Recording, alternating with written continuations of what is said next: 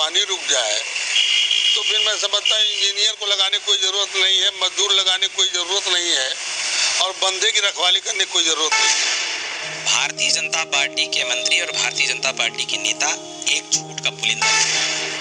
तो चाहे चाइना से हो, चाहे पाकिस्तान से हो या किसी देश से युद्ध की संभावना बनती है तो जाके लोग हवन करावें, क्या जरूरत हमारे फौज के जवानों को जाने की? भारतीय जनता पार्टी के लोग हमेशा पाखंड को बढ़ावा दिए हैं, झूठ को बढ़ावा दिए हैं। हम तो सख्त विरोध करते हैं। योगी जी बार बार एक ही बात को कहते हैं, जय श्री राम जय श्री राम। ठीक है, जय श्री राम नारा लगाने से अगर सारी अर्थव्यवस्था सही हो जाती है तो हम भी चलते हैं भाई, जनेऊ पहन के माला गुड़िया लेकर। सारे लोग लॉकडाउन का पालन कर रहे थे तो इनके मुख्यमंत्री मंदिर का उद्घाटन करने, मंदिर का शिलान्यास करने जा रहे थे। साथियों नमस्कार, मैं हूं नीरज पटेल। योगी सरकार के जल शक्ति मंत्री ने बाढ़ रोकने के लिए नदियों की पूजा करने का जो फॉर्मूला सुझाया है, ऐसा भारतीय जनता पार्टी के किसी नेता की तरफ से पहली बार बयान नहीं दिया गया है। लगातार पाखंड और अंधविश्वास पूर्ण बयान भारतीय जनता पार्टी देती रही है क्योंकि उनको पता है कि उनके वोटरों को ये सब बयान पसंद आते हैं। लेकिन फिर भी इसने एक तरीके की बहस को जन्म तो दे दिया है। इस बहस को आप सत्ता पक्ष या विपक्ष से नहीं देख सकते क्योंकि विपक्षी दलों के तमाम सारे नेताओं में भी इतनी हैसियत नहीं है जितनी दबंगई के साथ भारतीय जनता पार्टी के विधायक राकेश राठौर जी ने अंधविश्वास और पाखंड का विरोध किया था। विपक्षी दलों के तमाम सारे नेता मोदी, अमित शाह या योगी का विरोध तो कर सकते हैं लेकिन पाखंड और अंधविश्वास का विरोध करने की उनकी हैसियत इसलिए नहीं पड़ती है क्योंकि उनका मानना है कि अंधविश्वास और पाखंड धर्म में मिक्स हो गए हैं और धार्मिक मुद्दों पर झोली भर भर के वोट मिलते हैं। हालांकि ये एक पार्टी विशेष की पसंदीदा पिच है लेकिन सभी लोग इसमें बल्ला भांजने की तैयारी करते रहते हैं। तो मैं ऐसे लोगों को बता देना चाहता हूं कि हाँ, संख्या कम जरूर है लेकिन तमाम सारे ऐसे राजनेता जो विधायक और सांसद कई कई बार बने, जिन्होंने राजनीति की एक मजबूत पारी खेली, वो लोग इस हद तक पाखंड और अंधविश्वास के विरोधी थे कि वो ईश्वर की सत्ता को ही नकार रहे थे। इनमें कुछ चुनिंदा नाम आपको बता देता हूं जिन लोगों ने राजनीति में बड़ी लंबी पारी खेली। डॉक्टर भीमराव अंबेडकर, अर्जक संघ के संस्थापक महामना रामस्वरूप वर्मा, 6 बार विधानसभा में गए, उत्तर प्रदेश के वित्त मंत्री भी रहे। बिहार के नेता रामलखन चंदापुरी, पेरियार रामास्वामी नायकर एकदम नास्तिक थे, ईश्वर की सत्ता में विश्वास ही नहीं करते थे। बाबू जगदेव प्रसाद कुशवाहा बिहार के लेनिन कहे जाते थे। महाराज सिंह भारती मेरठ से सांसद रहे थे। राम नरेश कुशवाहा जो देवरिया से सांसद बने थे, इसके अलावा केंद्र में मंत्री भी रहे, राज्यसभा सांसद भी रहे। इसके अलावा बोधिसत्व सोनेलाल पटेल बौद्ध धर्म ग्रहण करने के बाद कभी भी इनकी तस्वीर ऐसी नजर नहीं आई कि मंदिर में जाते हुए देखे गए हो। सीधे सीधे विरोध करते थे पाखंड और अंधविश्वास का। हालांकि वर्तमान समय में इनकी बेटी अनुप्रिया पटेल और उनके पति अब इनकी राजनीतिक विरासत को संभालने का दावा करते हैं। हालांकि ये पार्टी जो कभी नमो बुद्धाय किया करती थी, करती आज भी है, लेकिन नमो बुद्धाय से जय श्री राम तक पहुंच गई है, इसलिए क्योंकि अब इनके लिए अल्टीमेटली सत्ता में रहना ही सबसे महत्वपूर्ण हो गया है। यही वजह है कि जबकि ये मिर्जापुर से सांसद हैं तो बार बार विंध्यवासिनी देवी में इनकी तस्वीर भी देखी जाती है। विंध्यवासिनी देवी के चित्रों को ये तमाम लोगों को भेंट भी कर चुके हैं। इसका मतलब कि राजनीतिक सत्ताएं जैसे बदलती हैं वैसे इन लोगों की निष्ठाएं और आस्थाएं भी बदल जाती हैं। इन्हीं में एक प्रमुख नाम है स्वामी प्रसाद मौर्य, जो अपने आप को पंचशील सिद्धांतों का व्यक्ति कहते थे और नमो बुद्धाय यानी कि बुद्ध का अनुयायी अपने आप को बताते हैं। लेकिन भारतीय जनता पार्टी में शामिल होने के बाद जब से ये मंत्री बने हैं तब से आप इनके तमाम सारे फेसबुक पर पोस्ट देख लीजिए। ये हनुमान जयंती से लेकर के विभिन्न धार्मिक आयोजनों की बधाई देते हुए दिख जाएंगे। समाजवादी परिवारों में पाखंड और अंधविश्वास के विरोध की परंपरा नहीं रही है। मुलायम सिंह यादव से लेकर के अखिलेश यादव पाखंड और अंधविश्वास को बढ़ावा देते रहे हैं, लगातार मंदिरों में भी जाते रहे हैं, बुढ़मा मंगल की प्रसाद भी वितरित करवाते रहे हैं। इन लोगों से उम्मीद नहीं की जा सकती पाखंड और अंधविश्वास के विरोध की।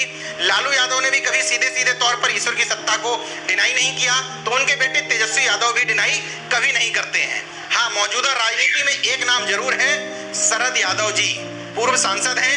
शरद यादव जी को कभी मंदिर जाते हुए मैंने नहीं देखा। वो लगातार पाखंड और अंधविश्वास का विरोध करते रहे, तब भी करते रहे जब वो एनडीए के संयोजक हुआ करते थे। उसी तरीके से मायावती की भी तस्वीर आपको किसी मंदिर में कभी नजर नहीं आएगी। हालांकि वर्तमान में उनकी इतनी भी हिम्मत नहीं है जितना भारतीय जनता पार्टी के विधायक राकेश राठौर ने अंधविश्वास और पाखंड का विरोध कर दिया था, क्योंकि अब इनकी पार्टी भी हाथी नहीं गणेश है, ब्रह्मा विष्णु महेश तक आ गई है।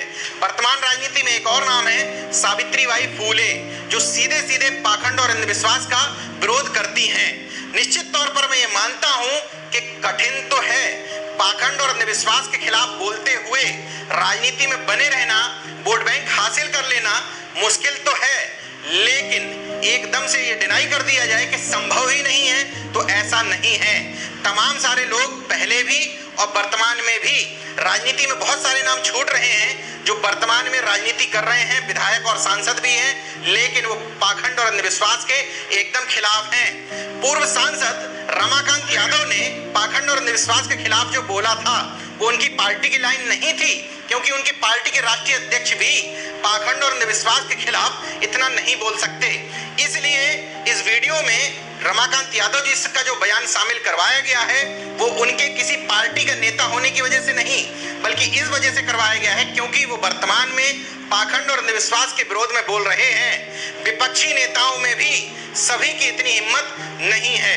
सांसद रमाकांत यादव से हमारे सहयोगी ब्रजेंद्र यादव जी ने और पूर्वांचल के कुछ और लोगों से पाखंड और अंधविश्वास पर जो बात की है वो आप सुन लीजिए। तो आपको धन्यवाद। लेकिन इस मंत्री ने जो कहा है उस पर हंसी आ रही है हमको। इस तरीके से पाखंड को बढ़ावा देना कि अगर पूजा करने पर नदियों का पानी रुक जाए तो फिर मैं समझता हूँ इंजीनियर को लगाने कोई ज़रूरत नहीं है, मजदूर लगाने कोई ज़रूरत नहीं है और बंदे की रखवाली करने कोई ज़रूरत नहीं है। और अगर इनके पूजा में इतनी दम थी तो छोटा सा महामारी का रूप पकड़ा था ये कोरोना, इनके सभी देवताओं के मंदिर कपाट बंद हो गए। इनमें दम नहीं थी कि कोरोना को रोक सकें, जिसकी हमारे लोग पूजा करते हैं पाखंड के तरीके से। बड़ी हंसी आती है, क्रोध भी आता है, इस तरीके से गुमराह किया जाता है। और जब मंदिर बंद हो गया तो इनके पाखंड मानने वाले लोग चिल्लाना शुरू किए कि हम लोग भूखे मर रहे हैं, मंदिर बंद कर दिया गया है। पुजारी लोग उनके सरकार हमारी व्यवस्था करे, लेकिन सरकार को भी नहीं शर्म आई। सरकार ने, मैंने सुना है कि 2400 रुपये महीने भत्ता भी कर दिया है, लेकिन वही सरकार बहुत से लोग हमारे दिल्ली, बॉम्बे, लुधियाना, तमाम मजदूर भारत के कोने कोने से आ रहे थे। कोई भूखे मर गया, कोई बीमार होकर रास्ते में मर गया, तमाम कुछ लोग एक्सीडेंट होकर मर गए। अगर उनके परिवार या उनको भत्ता देने की बात करते तो मेरे समझ बात आती कि ये गरीबों की मदद कर रहे हैं, गरीबी मिटाना चाह रहे हैं, लेकिन गरीबी मिटाने के बजाय ये गरीबों खुद मिटा रहे हैं। तो इस पर क्या कहा, जब इतना बड़ा पाखंड और जब इतनी शक्ति इनके मंत्री लगे हुए हैं इस पाखंड को, जब उनके मंत्री और ये लोग लगे हुए हैं, तो चाहे चाइना से हो, चाहे पाकिस्तान से हो या किसी देश से युद्ध की संभावना बनती है तो जाके लोग हवन करावें, क्या जरूरत, हमारे फौज के जवानों को जाने की क्या जरूरत पड़ती है। तोप लगाने की कोई ज़रूरत नहीं है, मिसाइल लगाने की कोई ज़रूरत नहीं है, उसको लगाकर लोग रक्षा कर लें। तो हम लोग तो देखिए टेक्नोलॉजी को मानते हैं, साइंस को मानते हैं, बुद्ध जी के सिद्धांतों पर चलते हैं, रविदास के सिद्धांतों पर चलते हैं। बाबा साहब भीमराव अम्बेडकर ने जो संविधान लिखा उस संविधान पर विश्वास करते हैं। अब ये पाखंड के लोग जो हमारे कम शिक्षित हैं उन्हें निश्चित रूप से बहकाते हैं और अपने पिछड़े दलित समाज के भाइयों से ये निवेदन करना चाहता हूँ, अनुरोध करना चाहता हूँ कि इन पाखंड के चक्कर में ना पड़ करके अपने बच्चों को अच्छी शिक्षा दिलाएं। अच्छी शिक्षा दिलाएंगे तभी हमारा समाज, हमारा देश, हमारे लोग मजबूत होंगे। मेरा ये अनुरोध अपनी जनता से। खंड को और धार्मिक, देखिए भारतीय जनता पार्टी धार्मिक उन्माद पैदा करती है। धार्मिक उन्माद पैदा करके जनता का वोट हासिल किया जा सकता है। विरोध मतलब ये काम तो कुछ कर नहीं रहे हैं भारतीय जनता पार्टी के लोग, सिर्फ पाखंड और झूठ के नाम पर वोट ले रहे हैं। अभी कोरोना काल में जब सारे लोग लॉकडाउन का पालन कर रहे थे तो इनके मुख्यमंत्री मंदिर का उद्घाटन करने, मंदिर का शिलान्यास करने जा रहे थे। तो भारतीय जनता पार्टी के लोग हमेशा पाखंड को बढ़ावा दिए हैं, झूठ को बढ़ावा दिए हैं। हम तो सख्त विरोध करते हैं, लेकिन भारतीय जनता पार्टी के लोग ऐसे लोग हैं कि ये गणेश जी को भी दूध पिला देते हैं और तो कहते हैं कि घाघरा किनारे खड़े होकर के पूजा करिए, बाढ़ नहीं आएगी। इंजीनियर को लगा दे रहे हैं कि वहाँ डेली पूजा करिए, बाढ़ नहीं आएगी।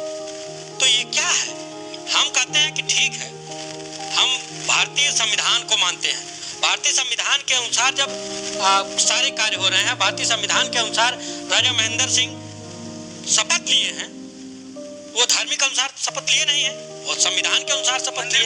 मंदिर में शपथ लिए होते, मंदिर में बाबा तो उनके मुख्यमंत्री 24 साल 25 साल मठाधीश गोरखपुर लेकर लिए होते, तब नहीं समझ में आता बात। तो धार्मिक उन्माद फैलाना अलग बात है, पाखंड फैलाना अलग बात है। विकास करना, विकास नहीं करेंगे तो ये सब धार्मिक उन्माद फैलाएंगे और पाखंड फैला करके जनता की भावनाओं से खिलवाड़ करेंगे, यही इनका काम है। लेकिन योगी जी बार बार एक ही बात को कहते हैं, जय श्री राम जय श्री राम। ठीक है, जय श्री राम नारा लगाने से अगर सारी अर्थव्यवस्था सही हो जाती है तो हम भी चलते हैं भाई, जनेऊ पहन के माला गुड़िया लेकर बैठ जाते हैं। हम देश के लिए ये भी तैयार है, लेकिन ऐसा कुछ तो दिखना चाहिए, कोई ऐसा एग्जाम्पल भी तो दिखना चाहिए। डिसाइड तो कर ले कि ये देश को संस्कार से चलाना चाह रहे हैं, संविधान से चलाना चाह रहे हैं, सिर्फ घुमा के रखते हैं। अभी इनके एक उप मुख्यमंत्री हैं दिनेश शर्मा जी, आज से 3 साल पहले उन्होंने कहा था कि सीता जी की उत्पत्ति जो हुई है वो एक तरह की टेस्ट बेबी ट्यूब के द्वारा बताया गया, यानी उनके जनक कोई नहीं है। लेकिन आज तक हमने रामायण में क्या पढ़ा, सारे लोग जानते हैं। तुलसीदास जी ने किस तरह से, वाल्मीकि जी ने किस तरह से, तो आस्था से मजाक तो ये लोग खुद करते हैं। जब जिसका कोई जनक नहीं है, किसके द्वारा उत्पन्न हुई और आप उसको देवी का दर्जा कैसे मान लेते हैं? तो एक तरफ तो कुछ कहते हैं और एक तरफ कुछ और करते हैं, और आपकी थ्योरी एक अलग होती है। तो ये खुद ही स्पष्ट नहीं है कि हम कंफर्म खुद ही नहीं है कि हम किसको मानकर देश का निर्माण करना, केवल इनको सत्ता लेना है, केवल राज जी गुमराह करना है। आप घंटी बजाइए और ये राज करिए। अगर घंटी बजाने से सारी